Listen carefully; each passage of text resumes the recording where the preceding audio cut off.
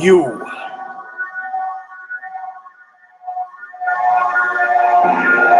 are now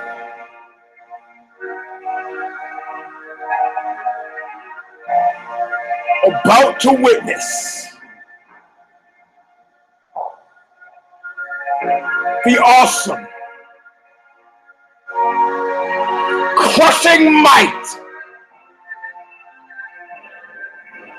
of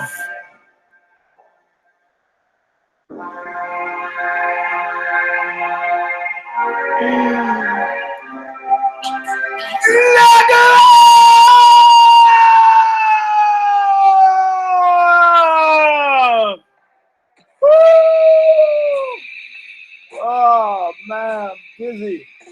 At the time, I almost passed out on the air. This is back before video. It was on combatmusicradio.com. But it was just audio. It was like video without the ugly. Welcome, my friends, to a show that apparently never ends. Knuckle Up number 294. I am your host, Eugene S. Robinson. I'm going to kill you, Eugene Robinson. I'm going to kill you. Yeah, okay. This is on the occasion of UFC 204. If you follow the Twitter stream, you might have guessed I'm a little bit livid. I was going to do the show last night, but I needed some time. Needed some time in order to properly malign those who need maligning. Not everybody, set your targets, hit the right ones. Right after the words that say it all. Stigmata, Bob Riley. I'm on my way back nowhere. Could not see so clear. I'm taking a real good look at your face. For being paid back in full, always nothing. All right, my friends. My friends. You know, you do realize that's an affectation that I got from none other than Big Johnny McCain. War hero Johnny McCain. How about this? You see what these are? These are magazines, right? Because I'm going to change the angle of the dangle. How about this? Not because I want to change the angle of the dangle, but because I've got concerned about laptops and testicles. I don't want to put the laptop on my testicles. Sorry. It'd be dizzy. There you go. Because I got things inside my testicles that are worthwhile. Anyway, this is UFC. This is Knuckle Up number 294.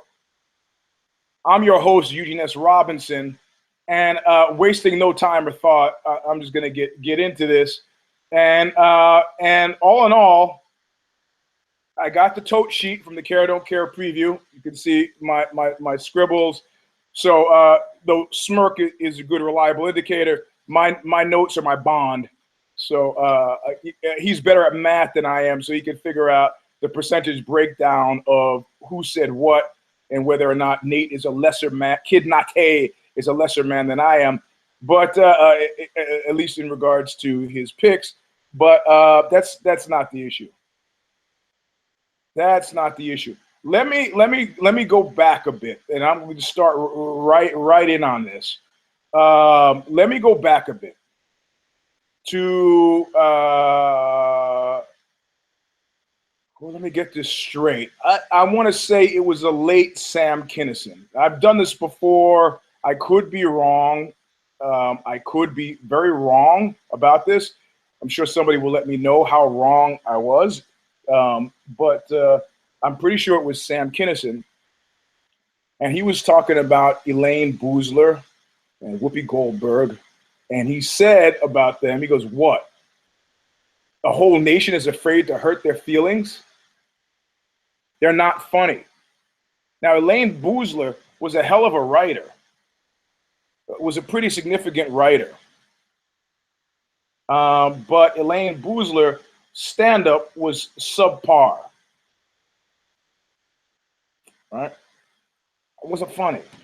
I mean, extended bits about finding pubic hairs on your fucking soap, male or female. This is not a gender issue in my mind at all. It's a good comedian versus bad comedian thing.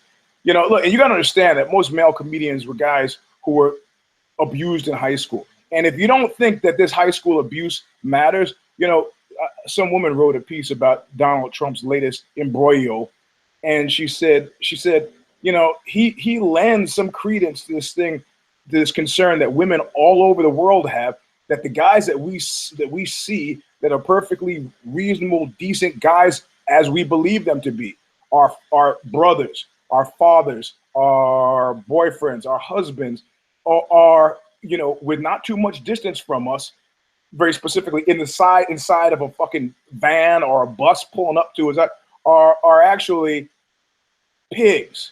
Now, I don't think that any reasonable adult woman doesn't know that, you know, men around her, presumably if they like her, said, oh yeah, she's got nice titties. This shouldn't be a surprise, you know. I mean, in addition to actually feeding infants, you know, I think, you know, anthropologically speaking, you know, we used to have this theory that men were attracted to titties because they recall buttocks, and buttocks recall breeding. So that we are all, you know, we kind of like to make believe it's a predominantly nurture universe, when in actual fact, I think that we are much more driven by nature than we're given credit for. So me and the guy who I've talked on the show as being the doctor, who I actually had on the show, talk about the leg breaks. There was Anderson Silva leg break against Chris Weidman, that kind of leg break. He's an orthopedic surgeon. We talked about it. But he also had some pretty kind of compelling theories about anthropology. And he says, yeah, breast specifically for feeding infants, but they also recall buttocks, which recall or the lordotic position, that the breeding position that the lower back and the ass are put in when you wear high heel shoes. These are all things that tie into, you know, to portions of our brain that that are only moderated, mitigated by so much Sesame Street viewing, right? So much patterning and social pressures to do this or that. So you know, this woman, I think she was writing for Time or Salon, said, you know, Donald Trump, and believe me, when the news broke on Friday, I dismissed it when I read it. And the next thing that happened was there was an audio tape, and I dismissed the audio tape. But the full horror of it didn't hit me until the video. And what it was about the video was the same thing that I used to have steady and repeated nightmares about it. I wrote a story about it called The Baby Doll Killers. They got me disinvited from the graduate program at Stanford. Diane Middlebrook had kind of pulled a lot of strings to get me in there, and it caused a major revolution because I wrote about this thing where, where fundamentally I was fucking the devil. So I can't go into it; it's too long. But all the graduate students were freaked out, and they said, you know, we're not coming back to work until you get this guy out of here. And they were all creeped out. But for me, the sustaining nightmare has been the shifting of shape.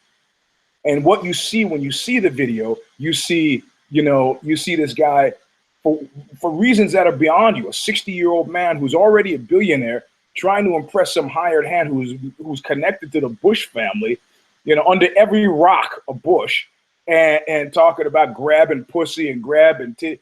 Okay, look, no woman with breasts should be surprised to know that you know if men are focused on you initially because of your breast, that this is kind of what happens with nature. But the Trump thing went beyond that. It went beyond that because it's pretty clear. It's a couple of things happen. One, it's pretty clear that he doesn't really enjoy women, except as a medium by which he can relate to men. And secondly,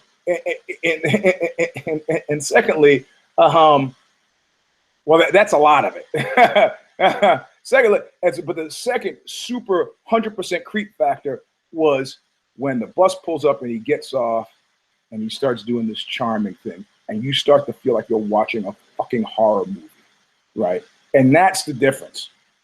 So you know, if you are a woman, it is no wonder that I would exist in a state of permanent dudgeon and paranoia, because like-minded guys, I mean, they had video, audio from the 60s where, you know, you storm the building, you know, these revolutionaries, we're going to stomp the state. And they get in the building and the dudes would say, all right, why don't you girls get some food? We're going to do some planning. Get the fuck out. I mean, you get your own food. So you understand the paranoia. At one point, a girlfriend had asked me, she goes, what's the difference between you and a scumbag? She asked me this on the occasion of me having told her, I can tell you the truth or I can bullshit you. You tell me what you would prefer. She goes, well, naturally, I prefer you to tell me the truth. All right, well, I slept with this woman and I slept with this woman. She goes, I said, you know, if what you're expecting is 100% fidelity, I'm honestly telling you face to face, as I've told you before, that this is not something that I'm willing to do. Leaving you at a decision point. You can stay or you can go. If you stay, you can have me tell you the truth, and you can have me lie to you. I will do whatever makes you more comfortable. You know, she goes, well, of course, it would make me most comfortable if you stopped having sex with other women. If it makes you more comfortable to hear me say, I'm not setting out to have sex with other women, but sometimes things happen, then I'll say that. And she was pretty clever. She was like, I don't want you to bullshit me, and I want you to do whatever you want to do, because that's ultimately more valuable to me. And so every time then I had sex with another woman, I would confess. And fundamentally, it was a good play. It was a good move on her part, because if you care about this person at all in the slightest bit, you're not going to want to continue to cause them pain. So you're either going to stop the behavior that causes them pain, or you're going to break up with them so you don't have to cause them pain. But you're not going to just keep on doing it, because unless you're a sadist. My point behind all this is that in answer to her question, what was the difference between me and a scumbag? I said, I'm being really frank with you. You know, you stepped into the Eugene department store. It is there's no subterfuge. There's no subterfuge. Like somebody, it was one of the commenters was like cranky because oh, Eugene, when he's talking about like group sex and swinging, he was objectifying women. It's like you really need to talk to people inside that community, also known as the lifestyle. It's a shadow play with people playing with titles, you know, people calling themselves things that in the normal context, or were you to call them that unbidden, they would not like. Whether it's cucks, whether it's slut wives, these are things. You know, couples going into foursomes are talking about each other like they're talking about trading cards, and it is what it is.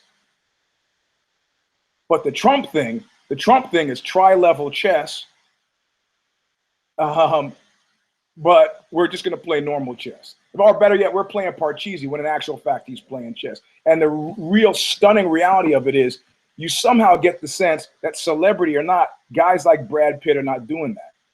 Why? Because Brad Pitt is not a predator.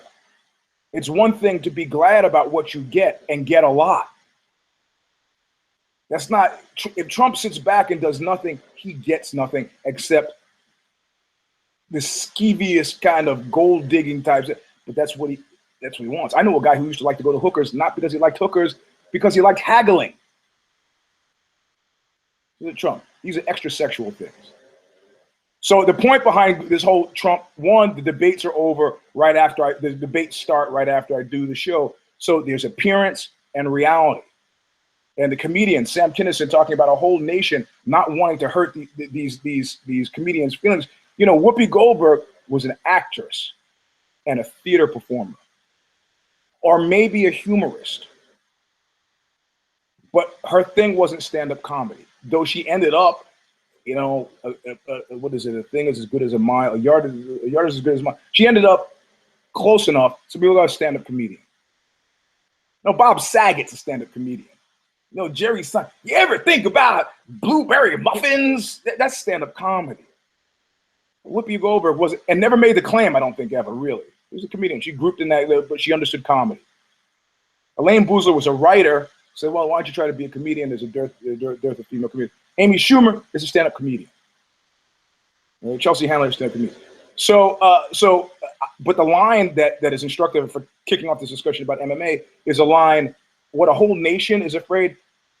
The UFC and the bald one they put so much money and so much effort and so much time to develop the fucking UK market. And I have to tell you, honestly, there is an underground fight scene in the UK. And Pete, I don't know if you're listening, Pete in the UK outside of London had done several underground fights. And he started telling me, he goes, man, I make $5,000 a fight. I was like, Jesus Christ, are you fucking kidding me? And he's like, no, man, why do you think I got nice shit? And I was like, hook me up. I need the money, hook me up, I'll do it. And he goes, well, you realize this is just stand-up. And I go, can I kick at least? He goes, no, this is bare knuckle boxing. I was like, my brain's beaten now. Would they expand the rules to see somebody get beaten up by a yank so I could at least, I mean, I don't have to do takedowns because, okay, maybe you guys are a little slow in the jiu-jitsu thing, but no, and he was like, well, I'll talk to some guys, but these not guys you fuck around with. So I'm not fucking around. I'll show up. I'll do the fight. I need the money. So this is pre whatever that movie is with Brad Pitt again, Snatch or whatever it was called. I think it was Snatch it was Snatch. These guys were, I mean, obviously you got videos, you got the Irish. I mean, you know, our closest cross pond cousins they're like our older brothers temperamentally. You know, Americans like to feel like we're really unique. You go to the UK and all of a sudden America makes much more sense to you in a lot of ways. Yes, and that's Popeye's snoring. So he couldn't put it together. I didn't end up doing the fights over there. Certainly didn't end up making any money over there. But MMA was a hard sell. Jude Samuel, who was, I think, a Roger Gracie Brazilian Jiu-Jitsu black belt in London. He's part of what's called BAMA, some British Association of Mixed Martial Arts or something like that. And they're starting to do fights. He's going to bring me over as a color commentator. He's one of the first black belts that I knew over in the UK. He's branched out and is doing his own thing now from Roger. And you have London shoot fighters. You've got pretty, you know, you got Dan Hardy. Dan Hardy used to train with guys that I knew in, give me a second, Brighton.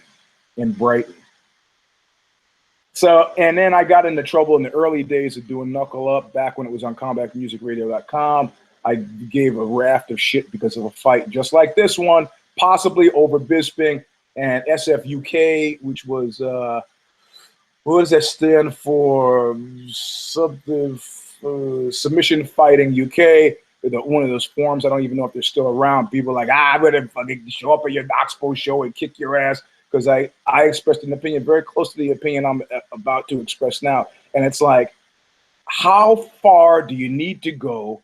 How far do you need to go to build this UK market? And how much is it worth to you?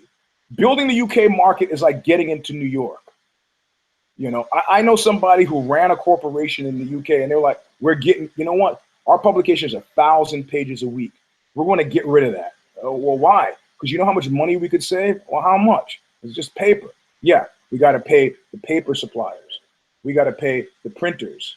We got to pay the truckers who deliver the stuff that the printers make. We have to hire people to carry it from the print shop and put it on the truck, which is very different from the guy who drives the truck. And we're paying for gas and we're paying for mail. It doesn't make sense for this stuff not to be online. There's a whole institutional infrastructure that makes this, one, a big get, but a hard get. And they've been pushing MMA in the UK forever. And they've been using the spear point of Bisping. Let's look at the record. Let's very specifically look at the record. Let me call it up right now. And I know you think that this is being driven by an emotionalism on my part. Let's separate from that for a second. Let's just separate that for a second. All right. And let's look at the record. Okay. Michael Bisping, the Count. He's got 30 wins and 7 losses. Let's go back over time. Okay. Let's go back. Oh, he's got a lot of fights. So let's just go. Well, no, let's go back. Let's go back as far as I can. Let me see. Okay. I'm going to go back. Actually, I'm going to go back to where I first started to pay attention to him. And that would be July 10th, 2004. And that was him against Mark Epstein, who he beat in the second round. It was a second round TKO. And he beat Mark Epstein again in November 2004. Mark Epstein, you know, big bruiser guy, got beaten very much KO'd the second time. Ended Epstein's career. So, you know, you got him going along in 2004, 2005, you know, beating guys, Andy Bridges, do you even know Mark Epstein? Beating guys who are not super significant. You know, he doesn't fight a person, and I'm talking about somebody, me, with a long institutional memory. He doesn't beat a person of some note until he gets to April 21st, 2007. We're talking about 9 years ago. So in a decade. Elvis Sinisic, who he beats, right? TKO, no question.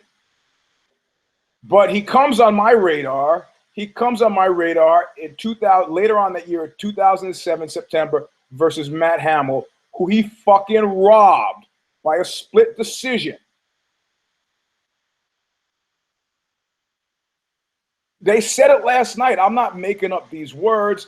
I'm not making up these words. They were like, they didn't use the word spear point, but he has been the lead ever to drive, you know, the UK has piled in behind him, and he's driven the resurgence, or not the resurgence, I mean, he's like he was the catalyst for the creation of British mixed martial arts. So they almost Sukuju him by putting him against Rashad Evans, but it was a decision. So, you know, you question. And then he doesn't fight anybody serious. And I'm not going to say Jason Day, because if you're going to tell me Jason Day is serious, I'm going to ask you to prove it. So he doesn't fight anybody serious again until Brian Stann in 2012. Now we're talking 4 years ago. Since I hate Brian Stann, the ref was Judge Josh Rosenthal. It had nothing to do with the decision. I don't care. I don't remember that fight. Jason Miller. And then in 2011, George Rivera, who he poked in the eye and knocked in the nuts, right? And he beat George Rivera, who I think at the time was pleading that his eye was hurt, and Mark Goddard didn't call it. Mark Goddard, a UK ref, doesn't call it. Okay. And then he loses to Henderson. Now he's on the map, because we're all remembering that now, right?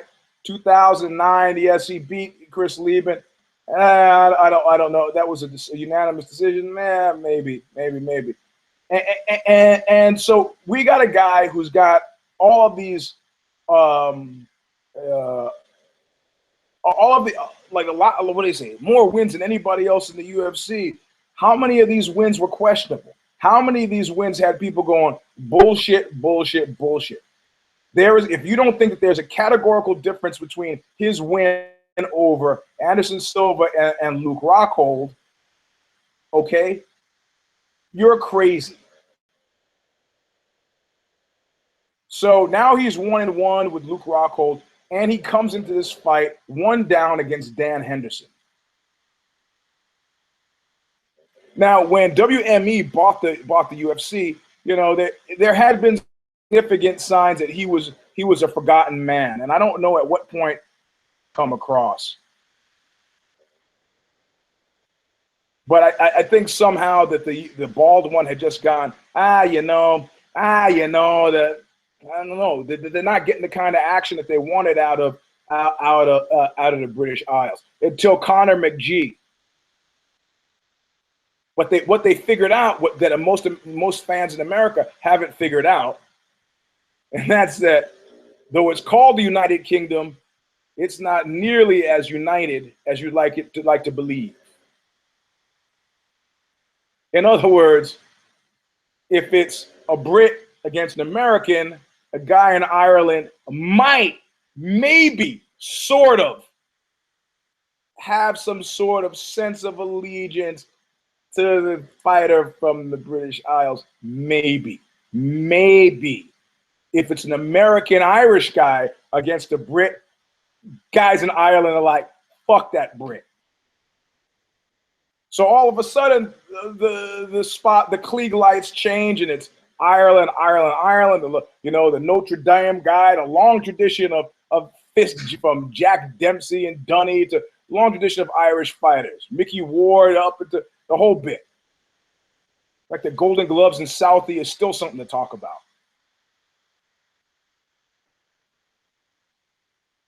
I mean, you keep in mind a few things. Where the fight is, that tells you more than anything what they're trying to do.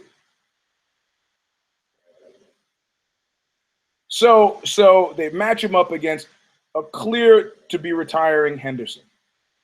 In fact, we all know that in their first, if Henderson had lost to who did he do? Romero. If he had lost to dude, I think I got that right. If he had lost to dude, that would have been it, right? He's on such he's such a short timer. 46 years old, no therapeutic use exemption, done. I mean, got enough money, more money than God. Fine, take his teeth, go home, fine. But he knocks out Romero with some, janky kind of elbow thing, and then he's like, boom, he's in the hunt. And all of a sudden, Rockhold scoots into this fucking middleweight match, not taking him seriously, like Joy Division. Made a fatal mistake. Until you realize, wish me luck, Shamus, I got a real raw deal. Your kind always does. Rockhold is one of those guys. He's one of those guys. How can you not take seriously the fact that somebody's trying to kill you? And I don't mean in the ring physically. Trying to take your food, trying to take your car, trying to take your apartment. Were you going to go back to work at GNC? No. You got to fight like you mean it. The difference between fighters and athletes, nobody gives a fuck. I'm sorry, thank you. Lombard, sorry, Hector Lombard. I've consistently got those guys confused. Hector Lombard, not Yoel Romero.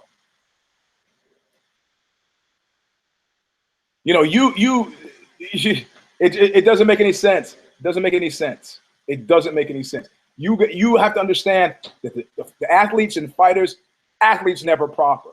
No. They never prosper. Specifically, let me point it out to you. Pre-GSP, post-GSP. GSP started out, well, he was never really a fighter, but he used to fight. And then he became an athlete. Khabib Nurmagomedov is a fighter. A lot of these guys are fighters. Dagestan, I'm thinking Dagestani and so on, Chechen. They understand what they do as fighting. Not athletes who happen to fight, fighters. It's a different thing. Henderson is a fighter. Bisping is a fighter. But Bisping is a fighter who's won fights like an athlete. Some of them, not all of them. He's knocked guys out. He's a heel that they're trying to turn into not a heel.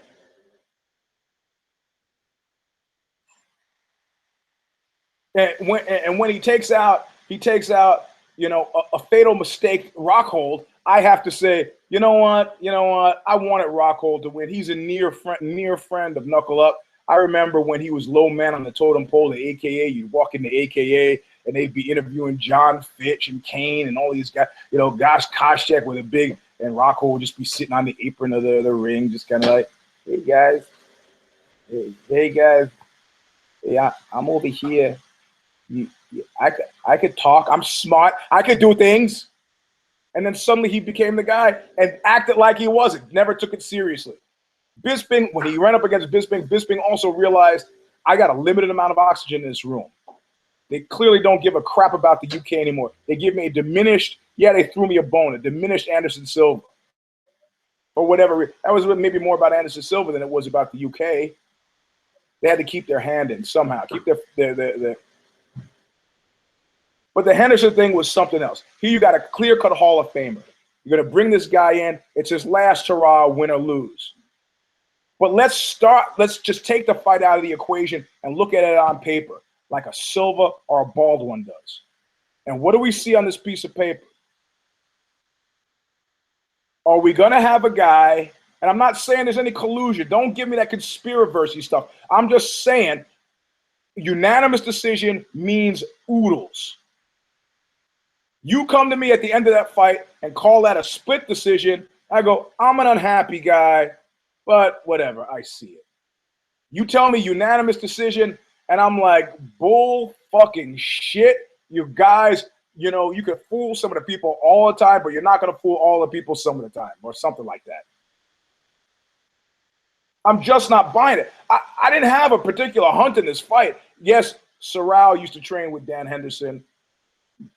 Jake Shields, known associate, friend of Knuckle Up, used to train with Henderson. I got an inside scoop on Henderson, you know, how he trains and so on.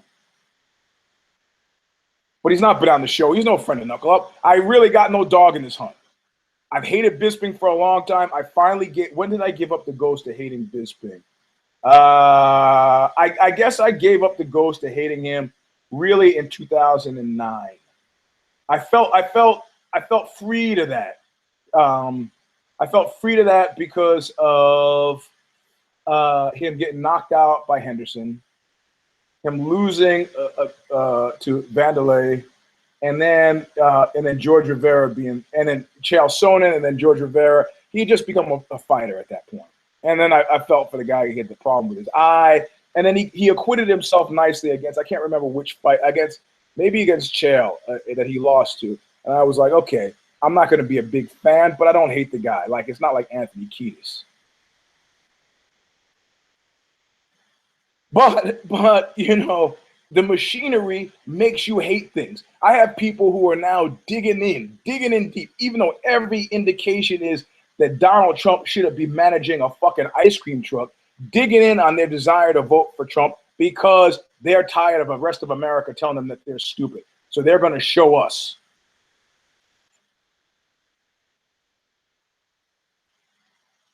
They're going to show us. It never works. It never works. It never fucking works.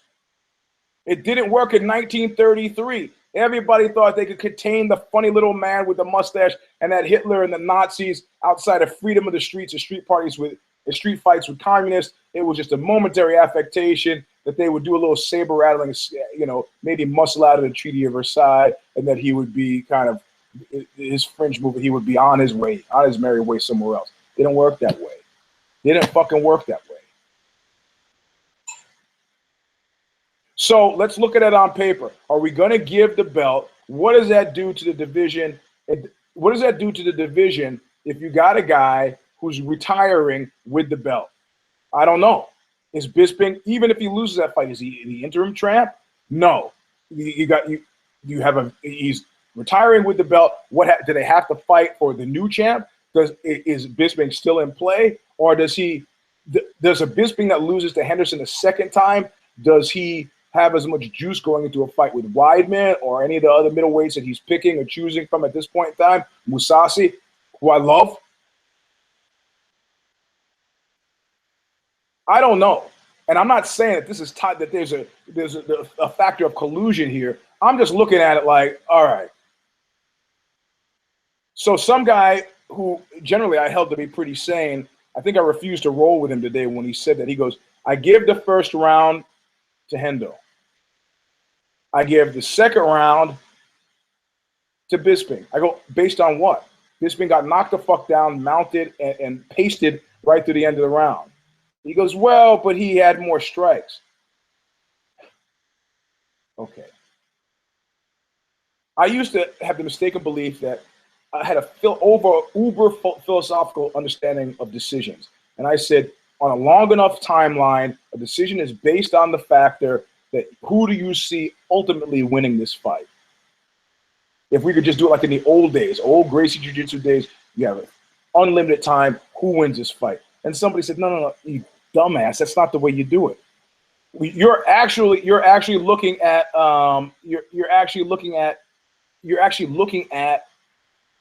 what's happening in the fight, and you are using fight metrics, something that wasn't invented when I started thinking about this, using other things. You are actually measuring. It's not about impressions. It's not about feelings. You're measuring what's happening. They're measuring significant strikes from insignificant strikes. That's an insignificant strike.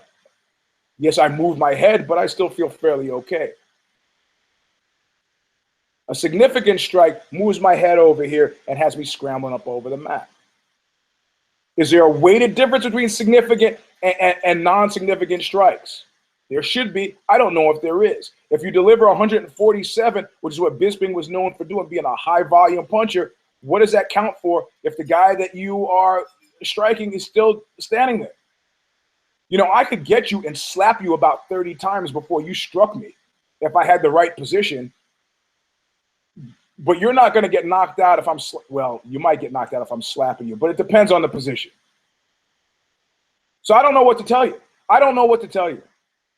You know, if you're looking right now, somebody look up and find out who the judges are. I tell you, I'm angry with myself. I'm angry with myself, not for picking Henderson. I'm angry with myself for being upset that I picked Henderson. How could you not see this coming? How could you not see this coming? 20 of those wins well, he's got more than 20 wins. So, but you know, a majority, not even a majority, if it's going to happen to anybody consistently, when we've had discussions like this in the past, who have we primarily had them with? If there's like Kinnison said about Boozler, a whole nation of people who doesn't want to hurt their feelings. Has there been another single fighter who has had more contested decisions in the UFC? You name one. Name one. Where you going? GSP had one noteworthy one. Should never have beaten Hendricks, but he beat Hendricks, and he said his retirement point because he was making the subtle claim, this guy is fucking juicing. USADA got serious. Hendricks has never been the same. I'm going to have to say he was right. Should he have been awarded that fight? If he's fighting a guy who's dirty, why not?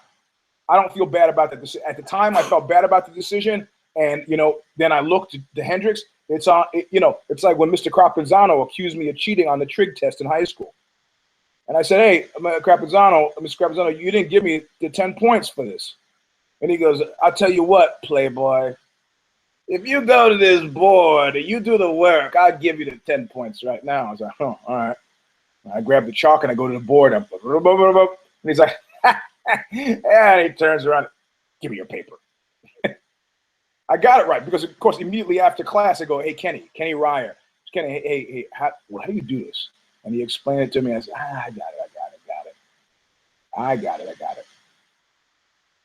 I wanted to learn it. I mean, I didn't have time. I clearly got it wrong in the test, but he set himself up. So, I feel like a dumbass. I feel like a dumbass because,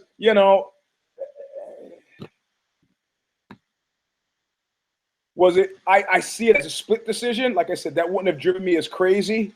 But you got to realize that these judges are sequestered from each other. So they can't take a chance of it going the other way.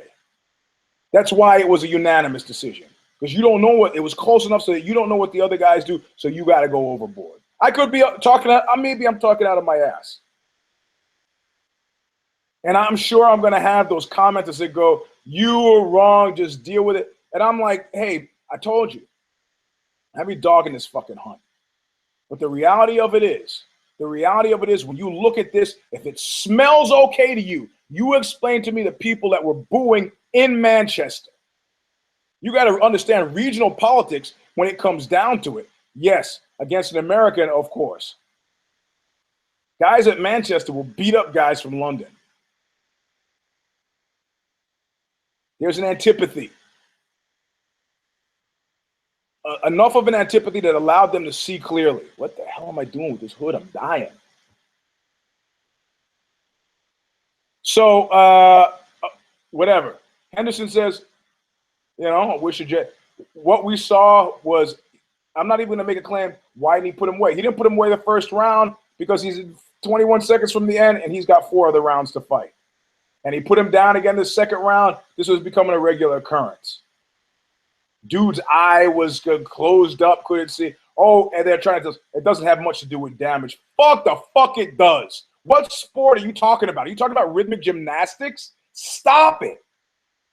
Look, I don't mind you stealing from me, but don't try to tell me it was for my benefit. And those of you who want to believe that this was legit, straight up, good. Take your cookies, go home, enjoy them. But in a quiet time, and like Jack Kerouac said, in the early wake up of flophouse nightmares, your states of hypnagogy at 4 o'clock in the morning, you'll know. But you know what? It was a valiant effort for Henderson's part. The guy went out on what they say, went out in his shield, went out a champion, and those who know. Hall of Fame, fought way beyond 12 champs, got to the mountaintop. He's already held belts. Bisping this is his first belt after doing it being almost as long, you know. And ultimately they're 1-1. Skate off, fine. I get my paycheck. See you later. Got my family and my ranch. But I feel played from a number of different vantage points. I played myself. I was played. It's like Hitler's 3 secrets. I played myself. I was played. And there was a play about future events as yet unknown. And what the fuck was Joe Silva still doing there? I thought he quit. It's like telling somebody you're going to break up with them in February. The hell, man? Hey, in Silicon Valley, you quit. They walk you to your car with a cardboard box on the spot. Give me back the key. Give me back my badge. Your computer is cut later. Guy's still hanging around. It was a shocker. I can't believe he's just short-term flying over to England and giving a shit. So I was down Gegard against Belfort. I picked Gegard. Great fight. I got a whole other card to talk about here. But I like Gegard getting kind of chippy. And he's dead on the money. He's dead on the money. Because you guys are stupid. And by you guys, he means me and you and all the rest of you who love it when fucking Money Mayweather puts the pyramids of cash on his Instagram and McGregor is pulling up in the fucking whatever it's called, not Vincent Black Shadow, whatever the Rolls Royce he drives. We're all like this Greek chorus of Beverly Hillbillies. With, you know, he's like, and Khabib is in the same position. He goes, "Do you know who I am? You want to play some games? I got some games for you. After this fight, if I don't get my shot, I'm taking my cookies and going. I'm taking my ball and running home. And not only that, I'm running home to a place that whose doors you will never darken. You got to realize when you call out the jungle, you called out the jungle. Now, Khabib, in all likelihood, is probably going to win his next fight. But he's got to win his next fight. Because if you think it's going to go to a decision that favors you, you could be wrong. You could be wrong. You need to talk to Dan Henderson. And don't give me that old boxing industry shit. You want to beat a champion, you got to beat the champion. But I suffered through boxing in the 70s before Tyson showed up with that shit. Well, Muhammad Ali got beaten his ass all over the ring, and he keeps the belt because the guy didn't put him down. Surviving is different from thriving, my friend. And Gegard's right to get chippy. And I like he's a throwback to Oleg Tatarov. I like these deadpan guys. He goes, maybe it's because I'm Dutch. Well, it's not because you're Dutch. You know, it's because you don't have it, or at the very least, you have a different kind of it. His it is different. It's very specifically a different kind of it. It's the Oleg Tatarov it. It's a walk softly, big stick it. That's the kind of it that it is.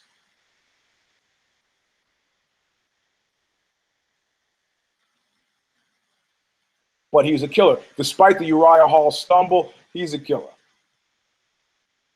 And these guys are looking, they say, you know what? It's like when I my first job out of college and they hired another associate editor, and I was like, great, he can do the chump stuff, and I can move on to do the fancy things. And I was like, yeah, when you get settled, I'll give you the index listings. He's looking at me like, if you're doing them, why should I do them? I'm not doing the index listings. Fuck you.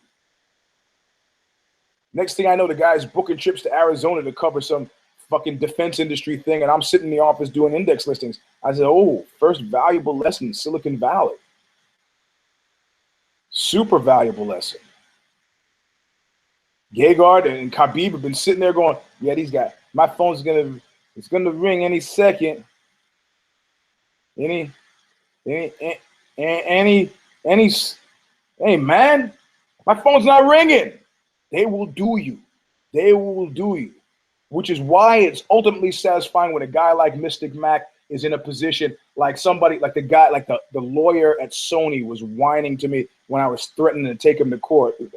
Man, I go, look, you know, if the shoe was on the other foot, you would stomp me into the ground. It can't be that just because you have that you exercise your power indiscriminately. Indiscriminately. So power will be exercised against you indiscriminately. So when Mystic Max says, I built this company, 4.2, you got to counter to that? Counter, baby.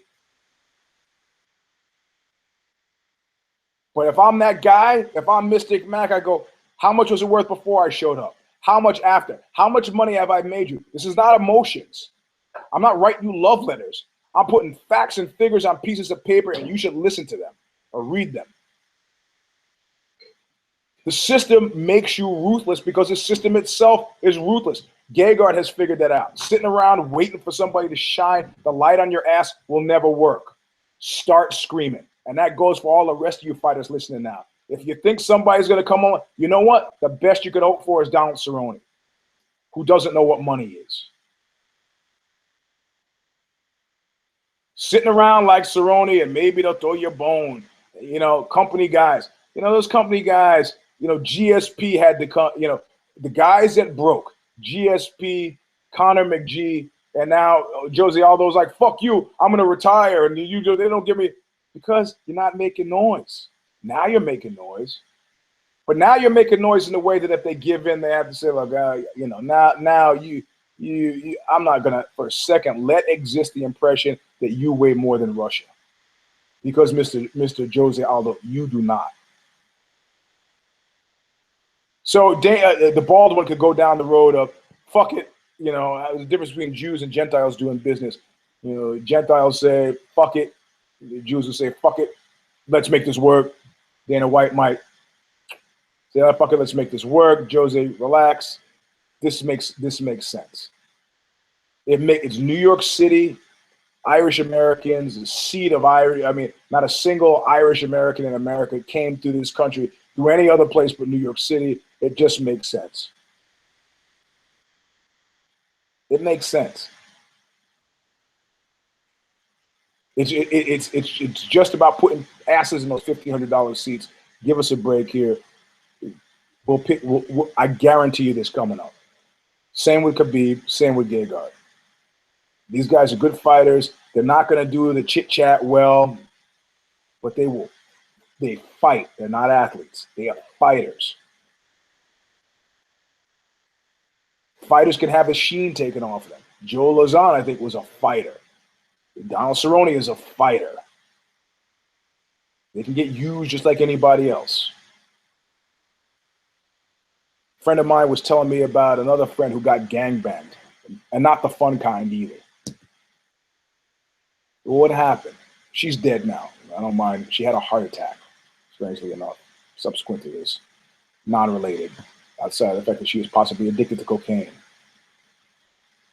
So it started as a group sex scene, and then she said, I'm tired, I had enough. And they were like, come on. And they kept going.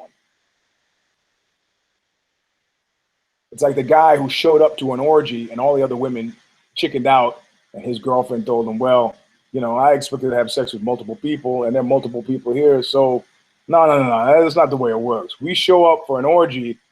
I didn't sign on for the gangbang. It's like she signed up for some, group sex, didn't sign up for non-consensual group sex. I'm done. Whatever. Taking 3 cocks, I'm finished. Ba-boom. See you. No, you can't say no. Why? What is this, prison? Apparently it was. Who are these guys that gang raped her? Well, there's some of your favorite entertainers. I'm not going to name any names. They are musicians, not fighters. So you gotta start making some noise. Gegard took out Belfort I think Gegard's making more noise now because he's seen it. Khabib has seen it. Jose Aldo has seen it, and they've seen it via Mystic Mac. Mystic Mac talks, but he's made a lot of salient points. You guys owe me. I come with nothing but love for you guys. He's not a company guy.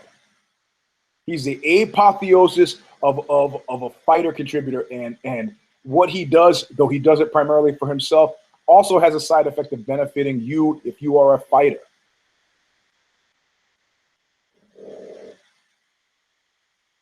So you may not like to hear the chatter, but all boats are rising.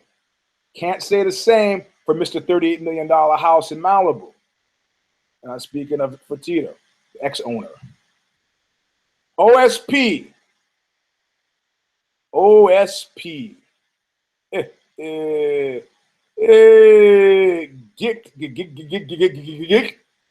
And I thought that I didn't pick OSP. I thought I was clever and didn't pick OSP until I see my little tote sheet and I foolishly picked OSP.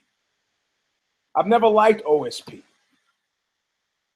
I think he fights lazy, and I think he fights uninspired, and I think he's a good athlete, prime example, and not a fighter. And not a fighter.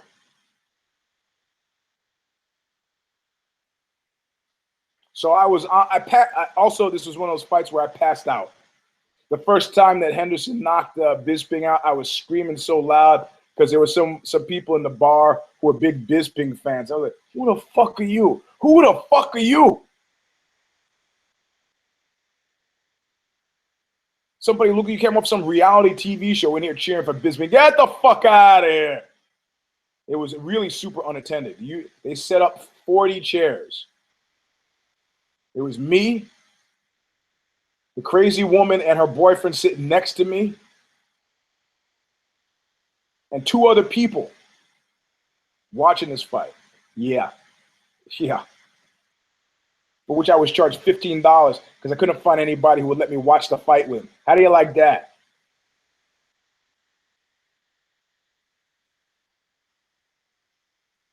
You got to know that Eugene's got a long memory. God forbid you should ever need something from me. Anyway, I was pleased as punch that Jimmy Manoa, beat OSP. And they're talking up OSP. Oh, he fought Johnny Boney Joni with a broken arm. You know what? The guy has been an underperformer for years. What? An entire nation doesn't want to hurt his feelings? Fuck that. Glad to see him put away. Get back to the toll booth. Try to figure out why there's 3 digits of your number and wait. But I picked him. So far, if you're going backwards in time, I'm not doing too good.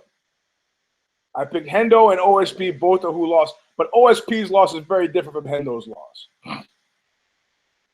And then I went, you know, following my all Poland all the time thing. I went with Daniel Olmachuk, Woodchuck. And that was more of a wish. That was more of a wish against Stefan Struve. And Kid Nate picked Daniel to lose. And he was right. And I picked Daniel to win, and I was wrong. So far, this is not looking like a good card for me. What can I say? He was out-grappled. And Struve is a challenge for anybody. Though the commenter who made the claim that Struve is like the future of the heavyweights, you're fucking crazy. I still say you're crazy. Mr. DP Carter, you're crazy. I'm not seeing that. Certainly not until Mark Hunt retires.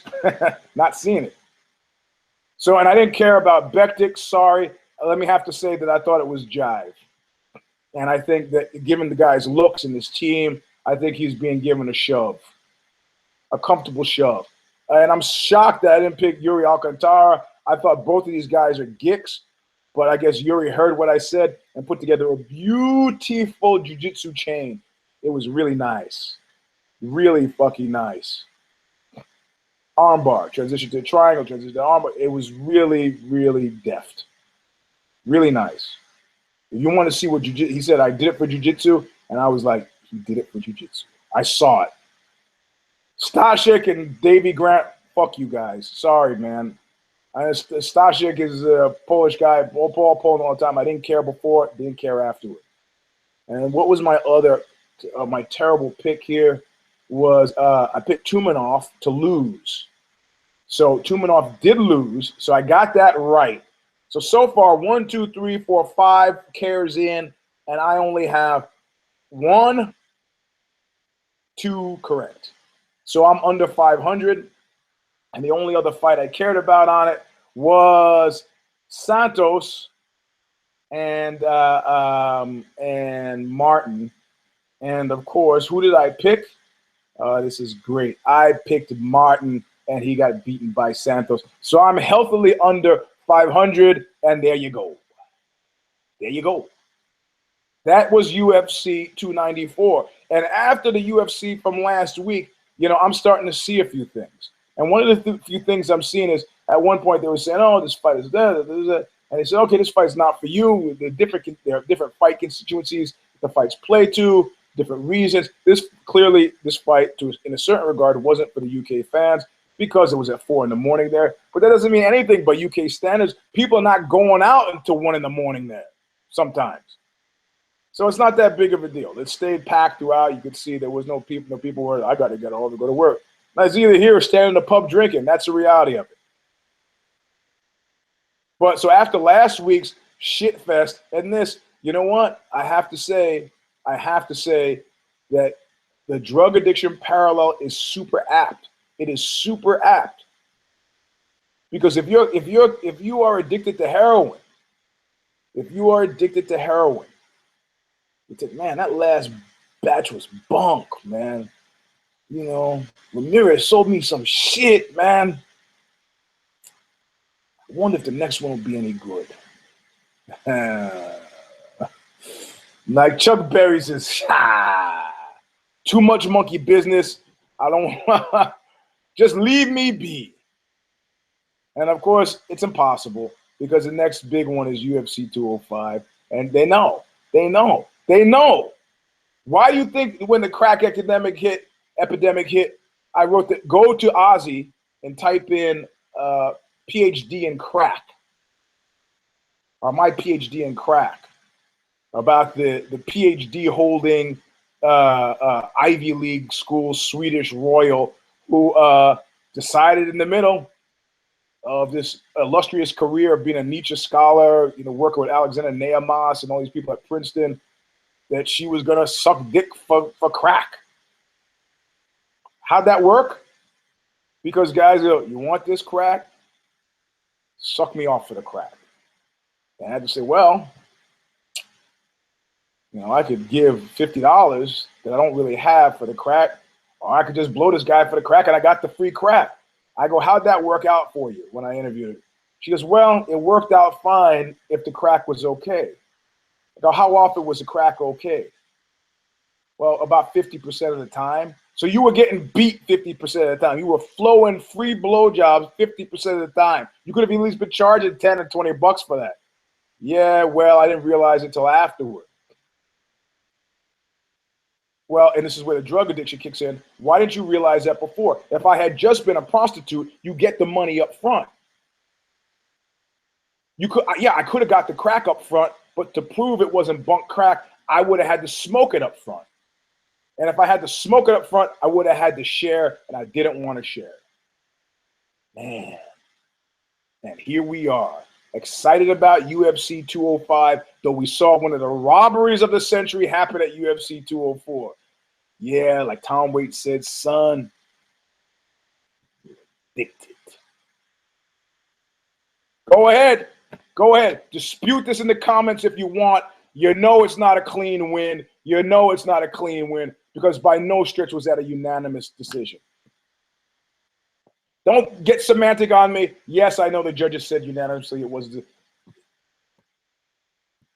wrong decision. It was a wrong decision. Nothing you say will convince me otherwise. But I'm okay moving ahead. Dan Henderson satisfied, frustrated with the final result, did the math, figured I'm in the UK. I got it. I've been doing this a long time. I understand how it works, you know, and the narrative is Bisping withstands Dan Henderson to retain his crown. Here, I'm going to give you a little sign language for how that makes me feel. Thanks for listening. We'll see you all. If I did it this week will be special because KNUCKLE is going to be out. So we have a special secret. We're gunning for a special secret third guest. The show will be Monday, Wednesday, or Tuesday or Wednesday. I guess I can't help with that. I don't know. I'm not in the planning division naturally. And Care Don't Care preview. I'm guessing if KNUCKLE is out of the woods here with his situation. Godspeed. And, of course, everybody's still saddened about the Josh Salmon thing or saddened or angry as the case may be. Sometimes real life intrudes. And this is one of those instances. But you can follow me at Twitter, at Eugene S. Robinson. If you've made it this long into the show, I'm guessing you've already done so. If you work for a website called Fit and Healthness, Health and Fitness, if you got some cash scam, you sell retail sell that, I'm probably not going to okay you because I don't want you to have access to my feed. Is a hot feed. It's like a house party. Not a lot of people, but people who contribute for things other than buy my powder, buy my soup, buy my thing, buy my all right. So at Eugene S. Robinson is a Twitter handle. You can read me if you go down at the beginning. I put the link to my favorite Aussie article I've written in the week before, and we'll see you later on in the week. Yeah, right? Look what you made me do!